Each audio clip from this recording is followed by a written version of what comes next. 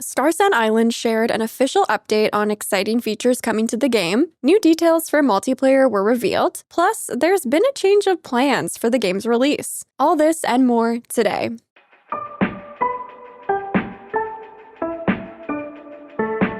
Hello friends, Sarah Sunstone here, bringing you the latest gaming news with Sunnyside Up. Today is January 12th, 2026.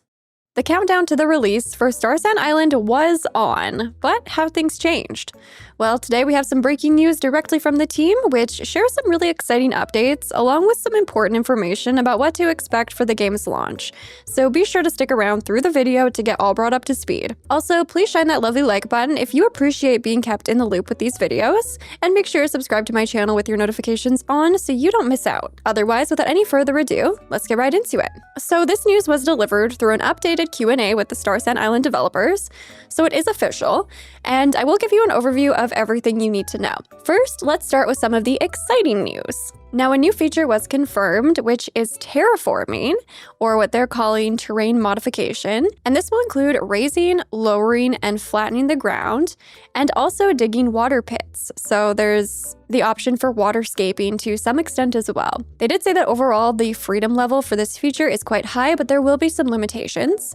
So the main island's terrain can't be modified, which of course makes sense. This contains carefully designed experiences, story content, and layout. They're not going to let you completely terraform the main town, because this would definitely break so many of the game's experiences. But as a compromise, they have introduced an uninhabited island not far from the main island, and on this island, players can freely modify terrain and build as they like. I believe this is actually the island that was shown off in the most recent trailer that we were speculating on. We weren't sure exactly where this was in the game, so this definitely provides additional information on that location and what it'll be used for. They also said that it's worth mentioning that the entire building and DIY system is modular, which means there's lots of room for creativity if you really want to push the boundaries. So since this island will be the designated place for terraforming, of course, that leads to the question of how much we can modify our own farms and their layouts. And so the team shared that there'll still be lots of options here for getting creative. So you can create terraced fields and layered farming with planting boxes. And to describe the system in sort of a short summary, you can actually build structures of any shape using the construction system, and then you can place those planting boxes on top of them and grow crops there. Apparently, you can even place those planting boxes on a boat, sail out to sea, and grow crops in different locations, which is pretty cool. So yes, there'll be lots of options for creativity both on our own farm and our homestead, and then also on that extra island that we'll have access to. Next, the team shared some additional information about things like in-game time, seasons, and events. So starting with the in-game time, they did confirm that they're not planning to include any sort of time speed adjustment option in the initial version, and this is because all progression pacing and experiences have been designed around this fixed in-game time flow, so many of their systems do rely on this rhythm to deliver a better overall experience, so they have decided not to open this option for now. So it's not to say no, never, but not at least in the initial stages of the game's release. Now, typically, I would definitely lean on the side of I want to see an adjustment system for in-game time. I feel like that usually makes the game cozier for me when I can slow it down and not feel rushed. But I will say I have played a lot of the Starsand Island alpha, beta, and demo, and because they don't really punish you with the days passing too much, and I feel like the pacing of the base time is pretty good. It doesn't feel too rushed like some games feel. I have yet to find myself in a place where I'm feeling like panicked because the time is going by.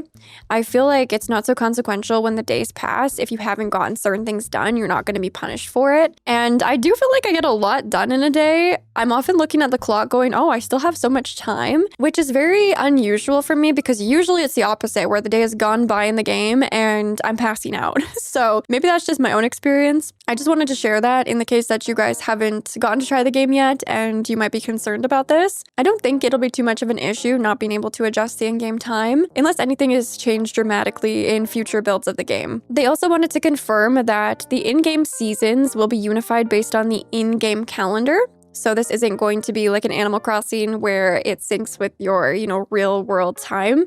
It is synced to the in-game time. So there won't be any differences caused by hemispheres, time zones, or daylight savings time. There will be no different seasons for different regions. This allows the team to better curate the overall experience. And fun fact, this game does actually start in the summer rather than the spring like we often expect. And this is because they're carefully crafting a summer festival on Starsand Island, which will unlock relatively early and to give players a really strong highlight moment really early on in their gameplay. Also on the topic of seasons, and in this case, seasonal events, they wanted to share that the different seasonal events will offer rewards, such as outfits and decorations, but these items are permanent, so they're not going to disappear after the event ends. They also said that they're going to continue adding and updating festivals over time, but any decorations or furniture obtained through these events will remain available to the players permanently, which honestly is great to hear because it takes some of that pressure off of it being a limited time reward. Now, all of my animal lovers will be very excited to hear this next bit of news. So compared to the demo, they're actually going to be gradually adding new animals, which will continue over time. Some of these animals will be mainly for cute interactions, but others will also introduce new mechanics to the gameplay. But this will vary depending on what suits each animal best. And if it does make sense, they definitely have plans to expand their functionality, which is great to hear. And in terms of, additional content, they do also actually plan to open up new maps and regions outside of the Moonlit Forest, for those of you who might be familiar with that, like additional region that you can experience in the demo. And they're going to do this through future content updates, but they will also be permanent additions, so not temporary areas. So once again, we're not going to have that pressure of limited time areas that we'll have to enjoy and explore before they disappear. They will be added, in updates, but then they'll be available permanently from there on out. They also took this opportunity to share their philosophy behind the game and their goal, which is to offer a vision of this ideal pastoral life. But they do understand that different players, cultures, and regions might have very different ideas of what that ideal looks like. So that's why moving forward, they plan to introduce different maps, different islands, different regions with different styles. So players from different backgrounds can find content that really resonates with them. And I absolutely love how thoughtful that is. And these expansions specifically are planned as future DLC content, so not part of the launch content. Now let's go over some of the more practical details of the upcoming release. This includes information about platforms, multiplayer features, and an update to the nature of the release itself, which we're going to start with just so everything else thereafter makes sense. So it has been officially confirmed that the game will be releasing into early access, which is not what we were expecting. We were expecting a full release, and we were expecting a release on Steam alongside consoles. So these plans have changed, so we definitely need to temper our expectations. And while we don't yet have a full statement that delves deeper into this news, regarding if there's also an updated release date, if there's a roadmap that we can reference for early access, or even what content will be, confirmed to be a part of that release, we do have some other information that's been shared that we can grab from. So the game will launch first on Steam into early access, with the console versions to follow, but the console versions will release simultaneously with the Steam full release. Those consoles include a Nintendo Switch 2, PlayStation 5, and Xbox, with the original Nintendo Switch version following thereafter. Since console certification processes are more involved and definitely more strict, they will just need more time to coordinate this, which won't be possible in time for that early access launch. I did want to mention, one exciting thing here is that they mentioned physical editions involving additional production timelines. I think that would be fantastic if we could get a physical PlayStation 5 version of the game. Also, a Nintendo Switch 2 physical would be great, as long as it isn't a game keycard and it's a proper physical release. In terms of platforms like Mac and Linux, they will be supporting Mac OS starting with the M1 series and newer Macs, but they don't have plans to offer a native Linux version. However, they will still support Steam Deck. And they're actually already working on a dedicated Steam Deck version that has entered the submission process. So again, in terms of the early access compared with full release timeline here, during early access, macOS will not be supported, but Steam Deck will be supported in early access. Now, unfortunately, the multiplayer system will not be available during the early access stage, which is a little bit disappointing. Of course, there are sound reasons for this. Multiplayer here has a lot of potential, and the team wants to make sure it's done properly before the release. And while much of the system is already developed, they're not fully satisfied with the experience yet and feel that it just needs more time to polish and optimize. So their current plan is to launch the multiplayer features with the full release, and during early access, they're going to focus more heavily on refining redefining the single-player experience. Once multiplayer is available, players will be able to visit each other's islands, ride bikes together, play card games, and enjoy many everyday social interactions, because they do want to recreate that feeling of real-life shared moments. You will also be able to trade, so players can place items on the ground for others to pick up, so item exchange is already technically possible, but just refining everything and polishing it will require more time and investment, so that's why they really want to give multiplayer the attention it deserves. On the topic of multiplayer, they did also want to address whether Nintendo Switch Online will be required to play with friends. So they shared that Nintendo's policies still require further discussion on their end.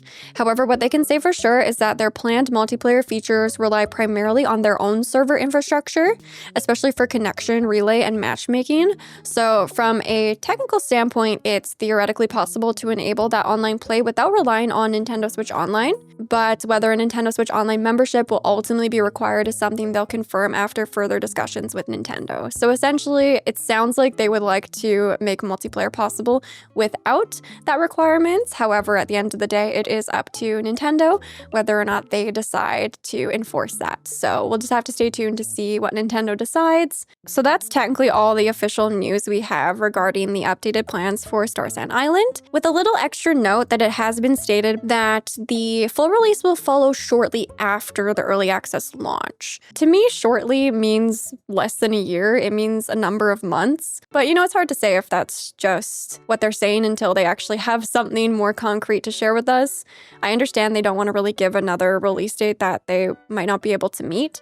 So they're probably wanting to make sure that they're pretty confident in the full release date or the new full release date before they share that information with us.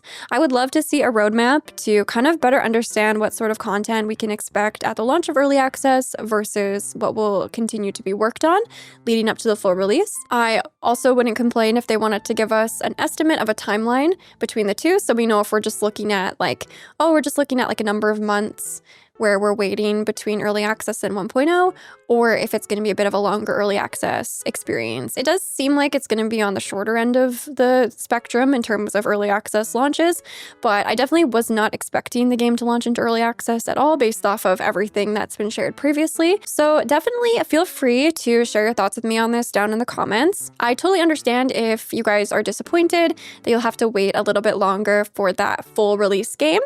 I'm also curious to know how many of you would jump into playing it in early access, or if you would just rather wait for that finished product, especially, in the case that you are going to be playing on consoles, that decision will essentially be all but made for you. I do want to just say, as always, I think it's important for us to all remember, even if we are a little bit disappointed or, so excited for the game that we don't want to wait any longer, or maybe not a huge fan of early access, that in the long run, it is definitely much better that the team doesn't rush out that full release.